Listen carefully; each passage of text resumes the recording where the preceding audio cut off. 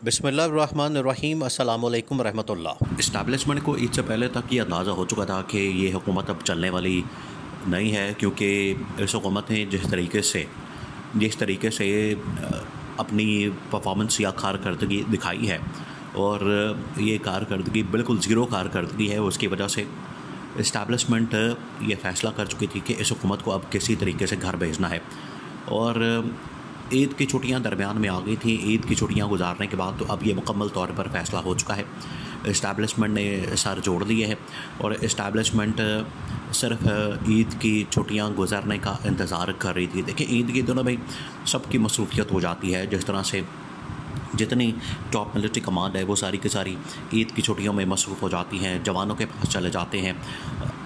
उसके बाद वहाँ पर जाके ईद सेलिब्रेट करते हैं, घरों से दूर होते हैं, और वहाँ से फिर कोई छुट्टियाँ मिलती हैं तो लोग घरों को चले जाते हैं, जो टॉप मिलिट्री कमांड होती है। लेकिन उसके बाद ये अब मिलने जा रहे हैं, बैठने जा रहे हैं, और ये वाला जो अभी हफ्ता जा रहा है ये अभी भी छुट्टियों का है। इसके अंदर चाहे 3-4 दिन गुजर जाएं, और 3-4 दिन की ईद होती है, लेकिन उसके बाद ये 2-3 दिन एक्स्ट्रा दिन होते हैं, जिसमें काम इतना ज़्यादा ऑफिशियल वर्क जो है वो इतना ज़्यादा नहीं होता, इतनी हलचल नहीं होती। लेकिन हलचल जो है वो असल में मचने वाली है, हलचल जो है वो पैदा होने वाली है। और ये हलचल आखिरकार अब इस्टेब्लिशमेंट की जानिब से जो ये हुकूमत है, जब इसको पैगाम जाना है, जब इसके हवाले से इनको बताया जाना है कि आपकी हुकूमत अब जाने वाली है, तो उसके बाद फिर पूरे पाकिस्तान के अंदर एक हलचल पैदा हो जानी है। अब 2-3 वजूहात हैं कि इस हुकूमत की छुट्टी करवाना इस्टेब्लिशमेंट की मजबूरी क्यों बन चुका है।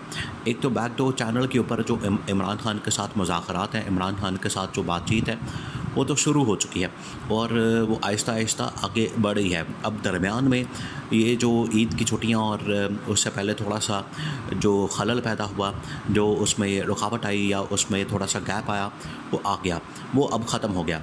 और छोटी ईद भी अब इमरान खान ने जेल में गुजार ली, बड़ी ईद भी अब इमरान खान ने जेल में गुजार ली।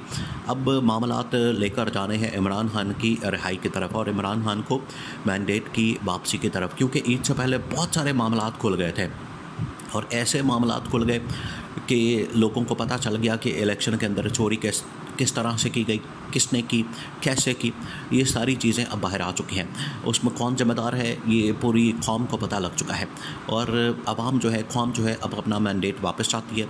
वो चाहते हैं कि हमें हमारा मैंडेट वापस किया जाए, और हमारे मैंडेट के मुताबिक, हमारे वोट के मुताबिक जो हुकूमत जिसकी बनती है वो उसको दी जाए। अब इंटरनली यानी अंदरूनी तौर पर तो प्रेशर बहुत ज़्यादा इस्टेब्लिशमेंट के ऊपर भी, ये हुकूमत के ऊपर भी बढ़ चुका है, और ये दिन ब दिन बढ़ता जा रहा है, ये कम नहीं होना। 8 फरवरी 2024 का जो प्रेशर है, देखिए इन्होंने क्या क्या कोशिश नहीं की 8 फरवरी के इंतखाबात को मैनेज करने के लिए। इन्होंने कोशिश की कि किसी तरह से हम इंतखाबात को मैनेज कर लें, इंतखाबात के अंदर धांधली कर लें, इंतखाबात को हम सर्विस डाउन करते हैं, इंतखाबात के अंदर इलेक्शन वाले दिन जो है हम मोबाइल सर्विस और इंटरनेट सर्विस को मुअत्तल कर दें, ख़त्म कर दें। उसके बाद उन्होंने सोशल मीडिया को मुकम्मल ब्लॉक करके रखा हुआ है। उसमें जो बड़ा प्लेटफॉर्म है वो ट्विटर का प्लेटफॉर्म है, वो इन्होंने बंद करके रखा हुआ है। तो ये तमाम के तमाम हरबे और हथकंडे इस मकसद के लिए, इस हुकूमत को सपोर्ट करने के लिए।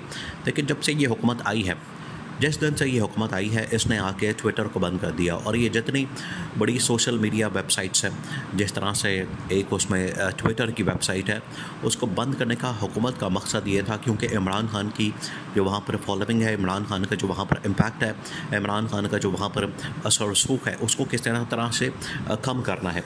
उसको कम करने के चक्कर में ये अब ब्लंडर मारते हैं, और ब्लंडर मारते मारते इनको अंदाज़ा नहीं होता कि ये किस तरह से जो आलमी सतह के ऊपर अपना इमेज है उसको ख़राब कर बैठते हैं। अब आलमी सतह के ऊपर इमेज देखें, ऑलरेडी पाकिस्तान का ख़राब हो चुका है। वो चाहे मोहम्मद बिन सलमान की नज़र में हो, वो चाहे चाइना की नज़र में हो, वो चाहे यूएई की नज़र में हो, और अब यूरोपियन ताकतों के बाद ये जब सोशल मीडिया को ब्लॉक करने की बात करते हैं, तो यहाँ से जो ख़बरें हैं वो इंटरनेशनल मीडिया में पहुँचती हैं। इंडिया उसको बहुत ज़्यादा उसके ऊपर कैंपेन करता है, उसके ऊपर मुहिम चलाता है, उसके ऊपर प्रोपेगेंडा करता है। इनको यहाँ पर अंदाज़ा नहीं होता कि ये ख़बर फैला के तो इंडिया को एक प्रोपेगेंडा का टूल देते हैं। इंडिया उसके ऊपर शोर मचाता है, इंडिया उसके ऊपर प्रोपेगेंडा करता है, इंडिया उसके ऊपर जो है वो रौला डालता है। उसकी वजह से जो आलमी तौर पर पाबंदियाँ हैं, वो चाहे ट्रेड लेवल की हो, इन्वेस्टमेंट लेवल की हो, या बाकी तमाम हर किस्म की जो पाबंदियाँ हैं, उनकी वजह से पाकिस्तान के ऊपर प्रेशर आ जाता है। और ये अब प्रेशर जो है वो बढ़ता जा रहा है, कम नहीं हो रहा। आप जितनी देर तक देखें, पिछले दिनों जब ट्विटर का जो मालिक है एलन मस्क, वो पहुंचा हुआ था वहाँ पर। एलन मस्क ने वहाँ पर पहुंचकर ना सिर्फ नरेंद्र मोदी के साथ मुलाकात की, बल्कि उसने उसके साथ इन्वेस्टमेंट का भी प्लान किया। तो आपके पाकिस्तान के अंदर कौन इन्वेस्टमेंट करेगा जब आपने सोशल मीडिया वेबसाइट्स बंद की हुई हैं, इंटरनेट बंद किया हुआ है, तमाम चीज़ें आपने बंद की हुई हैं। और ये हुकूमत ने आते साथ ही पहला कदम ये उठाया था, क्योंकि इनकी अपनी तो इतनी काबिलियत इनके अंदर है नहीं कि ये मैनेज कर सके पूरा सोशल मीडिया, या इतना बड़ा एक नेटवर्क खड़ा कर सकें, या अपना इन्फ्लुएंस पैदा कर सकें। तो इमरान खान को माइनस करने के लिए, इमरान खान को किसी तरह से साइडलाइन करने के लिए इनके पास ये टूल बचता है कि क्यों ना हम इसके ऊपर पाबंदी लगा दें। ये रास्ता नहीं है, ये उल्टा आपने और मसाइल अपने लिए पैदा कर लिए है। ये रास्ता जो आपने ब्लॉक करने का है, ये रास्ता आपके लिए और ज़्यादा मसाइल लेकर आता है। तो इस्टेब्लिशमेंट ने बड़े ही तहम्मुल के साथ, देखिए, एक होता है गुस्सा अगर आप करेंगे, गुस्से से अगर आप सोचेंगे, अगर आपके दिल के अंदर रंजिश होगी, तहफ़्फ़ुज़ात होंगे, गुस्सा होगा या इस तरह की बात होगी, तो फिर आप किसी भी सिचुएशन में से नहीं निकल सकते, फिर आप उसमें फंस जाएंगे और गुस्से में जो भी फ़ैसले होंगे वो उल्टे आपके गले पड़ जाएंगे। अब तहम्मुल के साथ, सब्र के साथ और उसके ऊपर बड़ी ही बुर्दबारी के साथ और बड़े ही सब्र के साथ इस सिचुएशन को देखा गया है, इसको समझा गया है।